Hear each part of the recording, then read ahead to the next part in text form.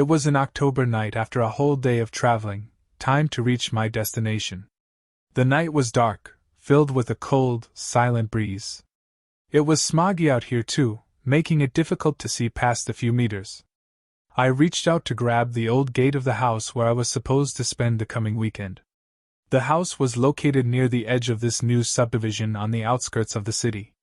But the house had been there for many years, owned by my friend's dad. It was a 3-bedroom duplex with decent architecture and spacious rooms. I grabbed and opened the gate, feeling the cold water droplets on it. As I opened it, the gate squeaked a little bit. I moved forward to unlock the front door, but the lock was covered with a thick layer of dust, jamming the mechanism. After some 5 minutes of struggle, I finally managed to open it and entered the house. After freshening up, I went straight to the bedroom on the ground floor. The room was quite large and well maintained. It had one window facing the construction site of a new apartment building in the subdivision. I opened the window, letting in the cold breeze. It was very quiet outside, and the air was fresh, with little to no pollution. Now it was bedtime, and I was dead tired. I should sleep now, I thought, and went to bed. Around 2:55 a.m., I woke up to a faint sound of someone falling. I got off my bed, turned on the porch lights, and went outside to check, but found nothing. Well, I guess it was just a dream, I thought. I went back to my room, tucked myself in, and as I was about to doze off, I saw a dim light in one of the windows of the under-construction building. The light moved to the window of the floor above it, then further up to the terrace, and then disappeared. This caught more than my attention. I moved closer to the window to see more clearly, but the light was gone. While I was busy peeping out of the window, I heard a dragging sound coming from the first floor of my duplex. I froze for a moment. I hadn't been to the first floor of this house and didn't have any reason to until now. It was about 3 a.m. on the clock, and there was still a lot of night left. The sound of dragging was linear in direction, always following the same path from the window of my room to my door. Time seemed like it had stopped, and I was terribly scared now, but I decided not to go upstairs to check.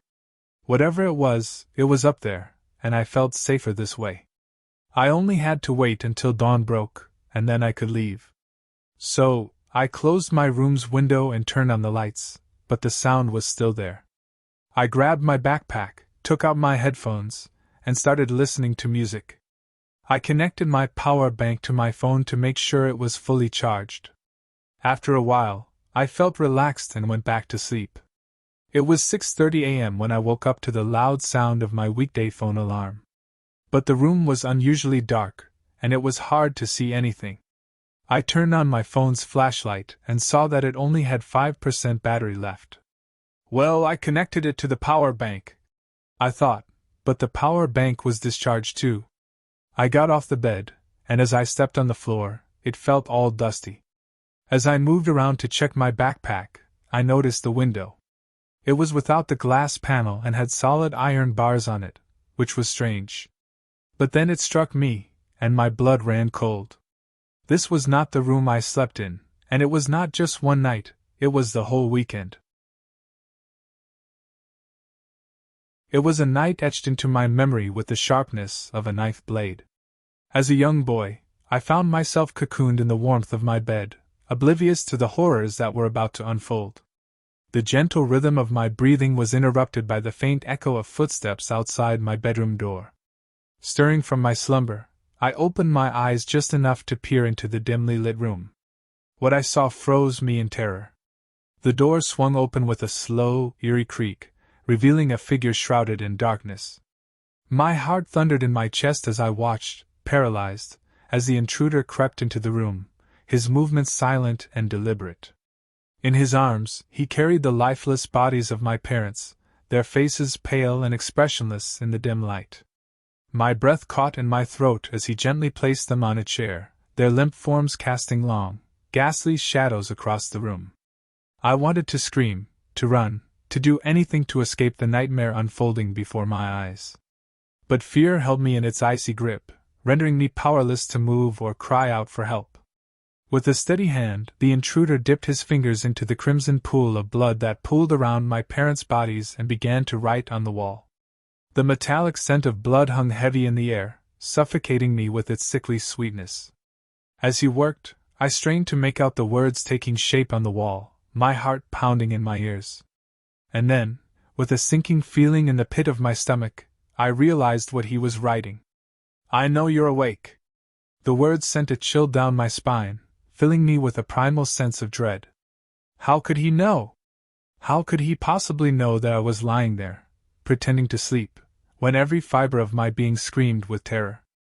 But even as the weight of his words pressed down on me like a leaden weight, I knew I had to stay still, to play the part of the sleeping child until the danger had passed. For what felt like an eternity, I lay there in the suffocating silence of the room, the seconds ticking by like hours. Every fiber of my being screamed at me to run, to flee from the darkness that threatened to consume me.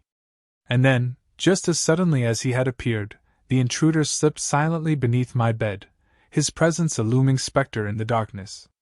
I wanted to scream, to sob, to beg for mercy. But fear held me in its iron grip, rendering me mute and helpless as I lay there, trembling in the darkness.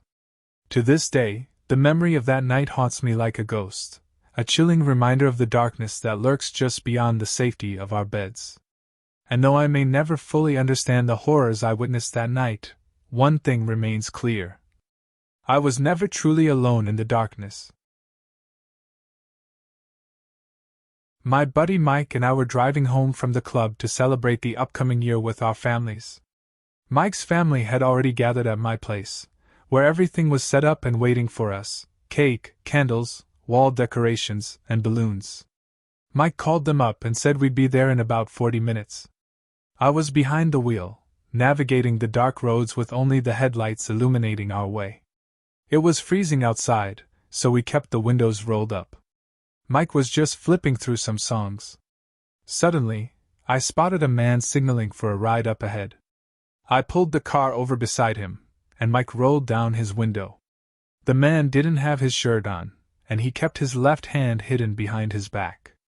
Then he said, "Hey, could you give me a ride up ahead?" Mike replied, "Sure, come on, hop in." As he slowly brought his left hand out from behind his back, he said, "I hope this isn't a problem?" At the sight of his hand, our faces went pale, and we screamed as loud as we could. His left hand was severed from his elbow, and the stump was dripping with blood. Even more unsettling, the man seemed completely calm, showing no signs of pain. I hit the accelerator as hard as I could, and we raced to my house, which was about 30 miles away. We arrived in about 30 minutes. We quickly parked the car and locked the gate. It was 11:55 p.m., and everyone inside was eagerly awaiting the new year when suddenly we heard a knock on the gate. Mike and I went to the gate and were horrified to see the man standing there. How could he have traveled 30 miles on foot so quickly? With an otherworldly gaze, he looked at us and said, "You guys didn't help me out either, but that's okay." Then he disappeared into the darkness, and we heard everyone inside shouting, "Happy New Year!" Last Sunday, my aunt passed away. She was a 65-year-old woman, full of zest, living all by herself in a tiny house, half of a mile from me. It was as if her heart stopped beating on that day for no apparent reason. Unable to detect any cause, they blamed it on the age and grief from the recent loss of her husband. He had died a few months ago. I used to see them more frequently than one would imagine. Aside from my short visits every weekend, we used to have an elaborate dinner once every month that always ended with an irresistible pie from the hands of my aunt. After my uncle was gone, this ritual did not cease. My aunt needed my visits more than ever, so I kept seeing her every other day. All of this had turned bizarre during her last 2 months. She had transformed from a verbose to a recluse. Not because of the sorrow from her loss or overpowering loneliness, but because of something else that I couldn't just figure. She did not seem interested in mundane chatter anymore, the kind that used to be her favorite. Rather, she talked about life, fulfillment, regrets, the other side, and all of that weird spiritual stuff. I had chalked it up to her growing age. People change when they go past a certain age. Something just tips them over the confines of normalcy. It was just that in my aunt, it had appeared out of nowhere, and that was the only thing odd about it. Then one day, she patted my arm from across the table as I ate a piece of pie. "Lucas, listen to me now," she said. "I have finished my preparation. I must leave soon. I don't want to surprise you, so I am telling you now." She had said strange things before, but nothing had seemed as bizarre as this. "What are you talking about, Aunt?" I had asked as I kept nibbling. "Your uncle needs me now," she had responded with a grin that made her look calm and certain. As if she knew what she was talking about, even though it made no sense to me. Her eyes struggled to withhold drops of tears as they fixated on the picture of her husband nailed to the wall behind me. "Aunt, I think you should rest more these days. I am telling you not to bother about cooking anymore. I can bring the food from a restaurant, right?" I had replied while completely dodging her enigmatic remarks. "Listen to me, Lucas. Your uncle told me. He needs me and I must leave next Sunday. He told me I must leave next Sunday," she had kept muttering long after I had finished my pie. "All you need is some rest, Aunt," I had said, brushing off the uneasiness. On my way home, I felt sad for her. Her jovial demeanor that once made her the center of everyone's attention had perished only to be replaced by this senile behavior. But then, she was really gone on that Sunday. I didn't think much of it. I brushed it off as a coincidence. Not that she was the first in history to predict her own death or anything. The funeral was kept on the following day. Many of her friends and our relatives had attended. I had almost forgotten about the conversation on the other day, but then something happened this morning. This very morning, I found an envelope in my mailbox. It was a white cover with my address on top. There was no indication of who the sender was. Amused, I opened it right there. Inside was a small note that changed everything. "Lucas, your uncle and I need you. You must come, next Sunday, you must come." It read. "It is Saturday today and I have tried to explain this to everyone, hoping someone could help me. All you need is some rest, Lucas," they all have said, brushing off the uneasiness.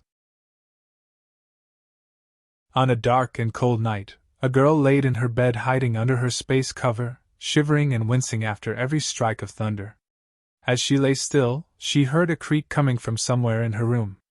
She jumped and looked around the room from where the sound came, seeing nothing, so she went back under the covers hoping to once again block out the sound of the chilling winds. But once again, she heard another creak. This time, slowly moving the covers to take a good look around the room, she noticed her closet door was open. She sat up and put on her slippers to go shut her closet door, thinking it must have opened on its own. As she got closer and closer, she heard what sounded like air coming from the closet. Once she got to the closet door, she heard her name whispered slowly. "Christy." She turned her head in curiosity and walked closer towards the closet. Once she got at the edge of the blackness that engulfed the inside of her closet, two dark shadowy hands crept out towards her. Paralyzed in fear, she couldn't move or make a sound no matter how hard she tried. She felt the cold sting as it wrapped its long shadowy fingers around her ankle, pulling her into the closet. As she was being dragged in, she finally managed to scream out to her parents, but it was too late. By the time they got to the room, she was gone. "What's the problem, ma'am?" the call taker said. "My child is missing," she said, distraught and crying. "Calm down, ma'am.